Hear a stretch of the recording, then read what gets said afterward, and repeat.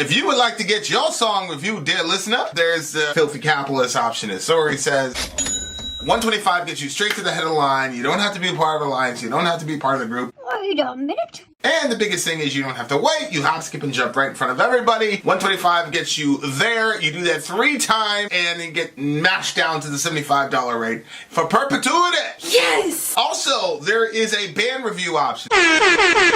So if you've got a band and you're trying to get your band some exposure, hit me up at villageXchange@gmail.com, and I'll show you the details about how to pull that off. You can also jump on Patreon, and there is a option on the tiers to be able to get your band reviewed. Obviously, we can't lie to you, so we can't guarantee a positive review. Get what you get. It's just rubbish. Rubbish. Rubbish. That's British for garbage. My favorite is the community option. $1 at the gate gets you in at Patreon. You get to join an alliance. The alliance joins their points together, and that helps determine what songs that we do. The alliances hang out on Discord. Message me on Patreon to get the link. They do all kinds of other cool things. They do Minecraft, Dungeons and Dragons. Yeah. It's really a community within the community. Anybody can go on the village, facebook.com/Vin and Sori. There's 160,000+ people on the channel. What's cool about the Discord is that it offers a real opportunity for community connection, friendship, that type of thing. And it's on Discord, so if you're not a Facebook person, it's for you. You start off at $1. Right. Plus you get exclusives. Sori and I are working on a song. So the first 15 seconds of that was on Patreon. Also, at $15 tier and above, when we actually debut the video, they're going to be there live with us. There you are, dear listener. Buy merch. Cryptosis, prospect of Immortality. Cryptosis is a relatively new progressive thrash band from the Netherlands. Progressive thrash. Though this song appeared on their first and only full album, its first appearance was on a split EP with the newly reformed Vector. After the band splintered apart. Aren't you a big Vector fan? That was like one of your first... I actually haven't listened to them in a while. That was one of your first 10s, I think. I believe you're right. That Vector song. You were in love with that band. Then you got the Vector shirt. All the folks got you that Vector shirt. Yep. We gotta do a Christmas one soon. It's like a whole bunch of things we haven't opened up yet. All right, Cryptosis. This guy's waking up Orion. He said, "I want to go to sleep." You want to go to sleep? No. You trying to put Orion on baby duty? No, he's telling Orion to go to sleep. Are you kidding me? Look at him. He doesn't want to go to bed. Prospect of Immortality by Cryptosis. I'm getting the lyric now because Kellandros did not put up the lyrics. Kel, Kellandros is being a bad Kel. Wow. And so now here we are. We don't have any lyrics for the song. Be encouraged, though, Kellandros. And be encouraged to everybody else, Yeah. If you do something wrong, we'll criticize you. It's Prospect of Immortality. Where's the lyrics? Where is the lyrics? Why is it so difficult? And what is on that woman's head? We're just going to have to go. Prospect of Immortality. Here we go. Do it, please. They're trying to go to bed. We got the official video here. Let's go.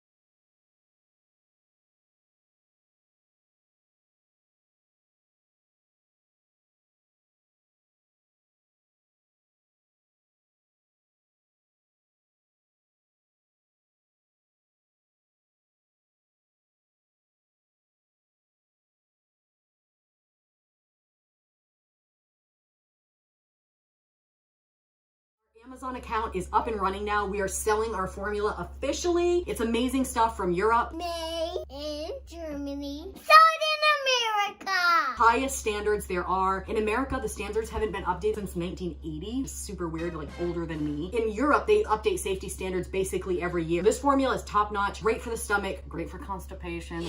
This is a great product. If you happen to want to purchase it and join us on our journey, then grab the link in the description. If you do and leave a review for us, send me a screenshot at vinandsori@gmail.com of your review after you have received the product. We will put your name in a hat. Song reviews are going to come out by some of the people that have left reviews. Don't forget to send us a screenshot of your review once you get the product. Now a word from our mascot dressed as a pirate, Fuji. It's a steal of a deal. Was Cryptosis, I think is the name of the band. What did you think was going on in the story? I actually was just vibing with the music, enjoying it. Can you pop that up there and creating a narrative? Anyway, just can you pop that up there? Creating a narrative. Yes, I'm yes, pretty good at yes. that. Well, I mean, yes, I do. I enjoy that. I was watching the different characters coming up. So is this a concept album? It's got to be a concept record. Okay. And especially, you know, if some of these guys end up in Vector, it makes even more sense because Vector was basically, I mean, it was almost like sci-fi metal almost. Mm-hmm. So yeah, go ahead. Identified my psychosis, sought justified death, my solitude, fake reality. The walls are closing in. Fortitude embraces, the empire draws near, diverting my restless imprisonment of pain. Cycles of endeavors put my energy to waste, trapped inside this incubus, projection of life, a mirage, no escape, no chance to see the real. Cameras, recordings, GPS, my social feeds, DNA implanted iris scan. My hands will never be able to kill. It looks like what's happening is this guy has become some sort of like self-aware, I don't want to say robot. Well, yeah, But- yeah, I see what you mean. Yeah.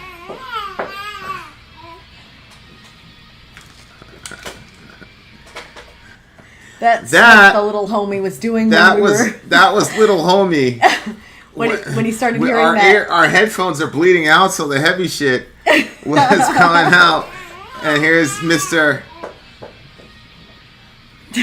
Badass was doing his head banging. And he wasn't doing that until the heavy part came on. And Yeah, then he was like, yeah, he didn't start till the heavy part. So I was doing all this. I look over, his little homie. You got it. Good job. Yeah. He's at least one of our kids will be in a medal. well, I don't know. You were playing The it a lot rest in the of- car, and they were back there like doing this, headbanging, both of them.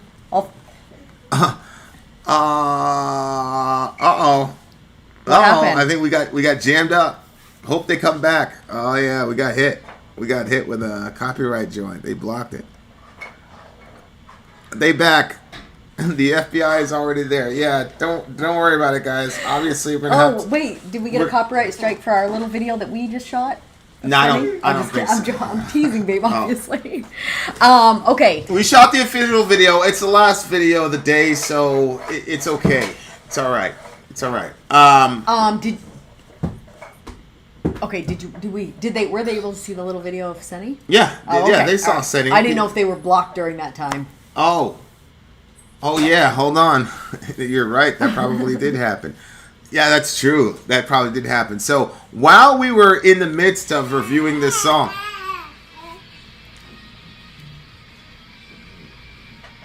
so that was Senny. That was Senny headbanging, listening to the music, enjoying it. Yep, he was playing the whole time, and then when the part got heavy, then all of a sudden he was like, ah. Yeah, he was trying to sing too. Yeah. He's like, hey, yeah. Listen, Yeah. see, he's trying to sing. He's rocking. Yep.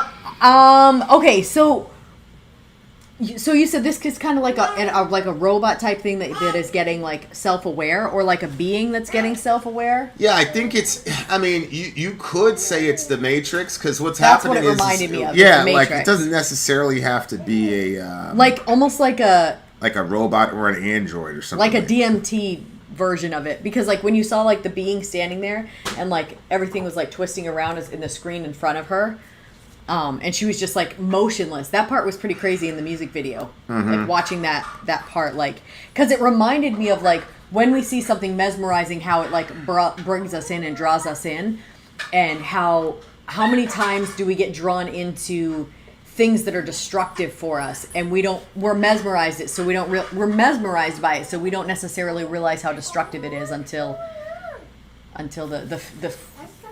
sometimes it's the chaos around us that shows us there was a problem. Don't apologize, Kellen Dross. Relax, bro. It's all good. We straight. Cycles of endeavors put my energy to waste, trapped inside this incubus. It just looks like the Matrix, where they're basically used as to battery power these machines. And like the whole AI situations come up, everyone's like, yo, these things are gonna get like a soul and then like finish us, because they're afraid that the machine is gonna become self-aware, and then it's a wrap after that. You know how you'll say like, well, why do people feel like that they're valuable or stuff like the questions that why is there people want to seek after purpose, because there is a greater purpose. Do you think that in situations like this that there's almost like this deep understanding that there's something that's greater than us that maybe could be potentially controlling us, but that at the same time, like, obviously there's like the God version that we have, but this is like some greater being that's there, that is using you because it needs something from you. It's powering itself by you. Where in our worldview, it's the exact opposite. Like God doesn't need or draw power from us. Like He is the sustainer of our lives. Like, do you think it's an inverse of that reality? One of the earliest narratives as to why human beings were created was because the gods wanted a slave class to serve them, and so that's why it says, because we've done that as human beings, we assume that God would do that as well, right? And so service, He must be like us. That's why the term service is interchangeable in certain contexts in the Bible with worship. So worship the Lord your God alone; Him only shall you serve. So worship God alone, serve God only. So serve in that context in the ancient Near East was the gods basically made us to serve them. That's why in the Psalms you hear God saying, if I was hungry, I wouldn't tell you. Yeah. All the cattle on 1,000 hills is mine. Like, I don't need anything from you. Yeah. I did not make you because I need shit from you, bro. Yeah. Like, so that is the scripture self-consciously negating that understanding of why people were created, et cetera, et cetera. We were created to be slaves of the gods, and God is saying, no, that's not the case. Even though many people in the Old and New Testament call themselves slave of God or servant of God or whatever.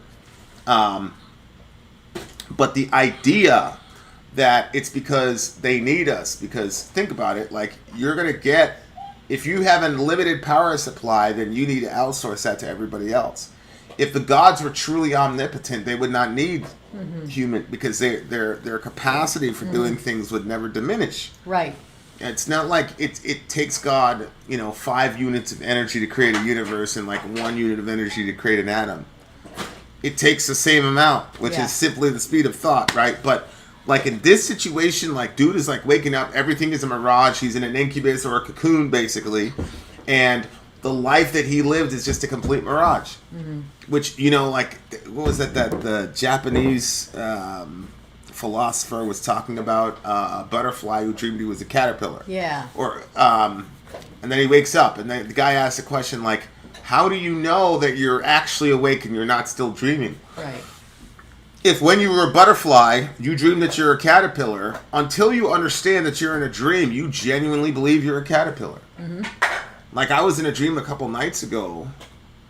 Forgot to tell you about it, but something really bad. I think I actually told you. Something really bad happened, and I was like, oh my God, I was depressed, I was sad, all the rest of it, and I woke up with that sad feeling, and it took me about a minute. Then I realized, oh no, that was just a dream. And then you're like, oh, thank God, dodged that bullet, because every emotion was real. I felt every emotion, and it had residual effects for like the first minute or so when I woke up from sleep. And so like it's such a trippy idea. Like, how do you know you're not dreaming right now? Like you don't know that. Like, there's so many things about reality that we assume like there's so many things about like the world and our existence that we just assume that they have to be real. And like one of the first things was like when you started doubting the moon landing because we were watching that thing on Rogan, people were laughing. I was like, well, wait a second, like 99% of the people in this room weren't even alive when the event happened. You know what I'm saying? Yeah. And then people like, you know, like skepticism is like supposed to be a virtue, but it's like, but you can't be skeptical about certain things, but you are like, and there's no real algorithm to it. It's kind of, it seems a little bit arbitrary to me. Yeah. But like, given the context of where we were at the time with the Russians and everything, like it makes perfect sense that we would lie about some shit like that, like strategically speaking. And I'm not even necessarily against it.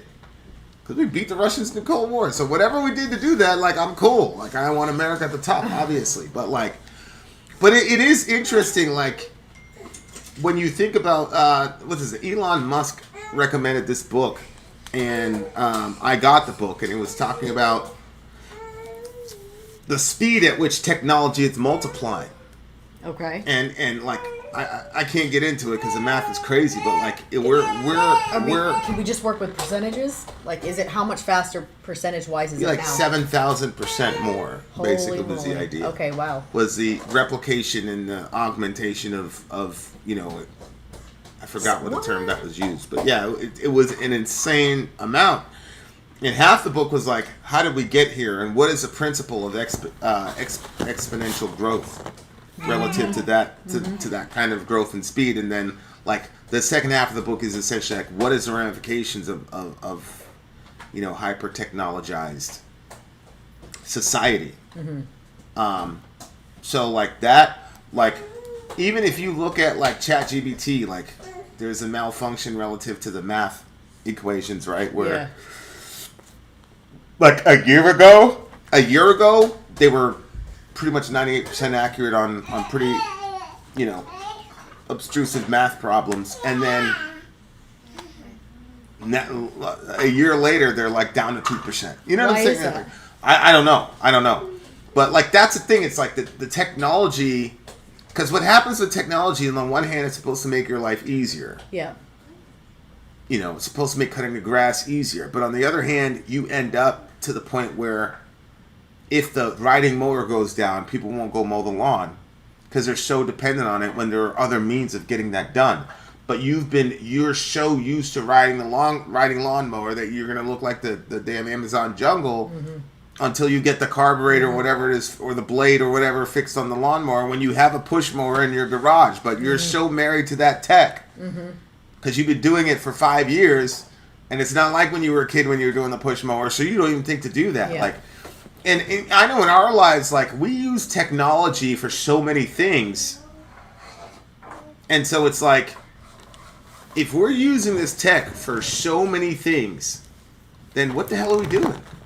In the sense of, like, what would happen if it went down? You know what I'm saying? Oh, like, 100%, yeah. Like, how crippled would we be as a Yep. nation, and then how quickly would we be able to recover? Yep.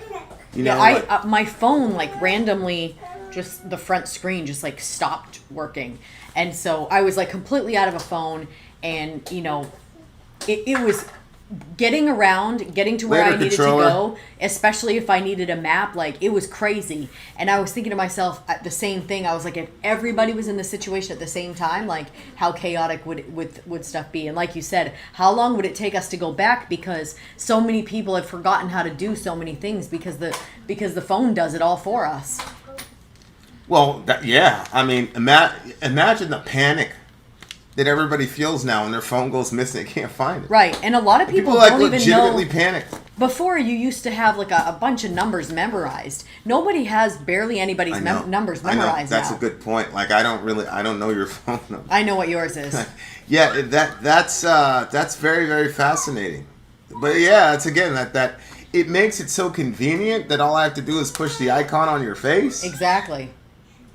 Right? And it's massively convenient, but that area of my brain, just call it that, like that specific muscle has atrophied. Mm-hmm. The specific neuronal pathways, you know, where that is stored are just completely Gone. grayed out. At the simultaneously, what you can do on your phone and how you can gather information and research stuff in minutes, the amount of information that you can gather, it's like, well, yeah, that's better. That's like if somebody could do A but couldn't do B, I've got you know. like 15, 20 books here. I've got Jacques Fillet's entire library. Like if you're into ufology and all that shit, Dinah Pasulka stuff is massively fascinating. Like there's so many things on here relative to the tech. Then the question becomes like, if you could wear a necklace or a wristband that could communicate the shit right into your ears. All you'd have to say is Jacques Fillet Dimensions, and like boom, and you hear it in your head, and you're not wearing anything and whatever. Like that's where we're going. So like on the one hand, certain aspects of your brain are like shutting off, and on the other hand, you have other aspects of the brain that are like on fire, right? And so you could see a sort of natural selection there, where it's like those kinds of issues become vestigial. So like you're gonna have like that neuronal pathway that houses your phone number becomes vestigial, and then maybe the brain finds a different use for that thing. You see what I'm saying? But over time, like that's got to have some effect on our evolution and progression as Homo sapiens. I mean, it's just incredible, like where we're at right now. Like, it's exciting if you think about it. If you want to be, I'll say it this way: if you want to be excited about it, there's plenty of reason to. If you want to be terrified about it, there's plenty of reasons to. Yep. Like this AI thing is really a Rorschach test on what people think the future holds, whether it's brightness or doom. Yeah. And so, yeah, it's a pretty interesting time to be alive. That's for sure. No more payphones. What's the point of memorizing numbers? Well, you know, when you fill out paperwork and you have to, you know, if I'm filling out something for Vinny, I got to know his number. Also, for some reason, like for me, like the metaphorical tethers, I guess you could say, like are meaningful to me. So knowing his phone number, knowing that if I was, you know, well, I randomly landed somewhere when my phone wasn't working and I needed to call you, and I couldn't access the phone numbers in my phone. If I wouldn't have had your number, I wouldn't have even been able to call you. Right. So so I like it for that reason too. Like it makes me feel like more connected because I know your phone number or your social security number or something like that. It's just practical security for sure. For sure. This is an 8.9 for me. This one was an 8.5 for me. What was going on with you with that? Well, it kind of just stayed like the same. I didn't feel like that. I just didn't vibe with it. The only thing that as hit much me about the was ones. like I heard thrash. I'm like, oh, this is perfect. Like I was expecting some thrashy, you know, like some fast shit, but it was a lot more atmospheric, which is it's okay. It's okay if they're atmospheric. It's okay. I mean, really, I blame Kellendross. If Kellendross would have never said that they were, I know. I mean, a progressive thrash metal band. Like, I just want to point out that's the second fail tonight. I can't stand progressive, but I love thrash. So I'm like, oh, this may be acceptable. This might be able to be eaten. You see what I'm saying? It can be eaten. Shout out to the gang. But like, yeah, like I'm like, I don't know, bro. I don't know. Growing up pre-tech makes the world we live in seem supernatural to me. I bet it does. Hell yeah. It's a good line, growing up pre-tech, which is not true. I'm sure you grew up with a TV, my boy, in a car. But I know what he's saying. Yeah, for real. Because we're in big tech situation. I should have just said, thrash that Vin will love. Damn you, Kel. There was not much thrash in this particular song. In my opinion, I think one of my homies was talking about, oh, this is an atmospheric band. I'm like, yeah, let's tell that shit the right way, boy. It's the right way. It's tell the truth. It hit different with Kellen Joss out here lying. Do your homework on Kellen Joss lying. Yeah, do your homework. I have to show you one of those episodes actually after. It's pretty funny. Something's wrong with that boy. I love him. I love him to death. But, you can't kill that dude. No. I think they did the right thing. Ah, man, go ahead. They did the right thing. Giving him a pass. Yeah. Of course, you gotta give him the pass. J Maine. There was tremolo picking though. Middle just came out of the bloomer closet. Black and white color TV. That was crazy. Holy skagoli. I bet it was. Much love to all you beautiful people. Thank you guys for being patient when our terrorist baby was out there rocking. But we'll give you one more. Here you go. That's him headbanging. Shout out to the band for blocking our song. We appreciate you. Yeah. For blocking our song as we were promoting your Thank jam. you very much. Yeah, but you could have had the next generation of rockers buying your shit. But then when I show homie this video in like a year or 2 or 3, He's gonna say, "Who that?" He's like, "Fuck them, boy." Well, he's gonna say, "Who's that?" Because we would have had to block their video from this reaction. Blooner.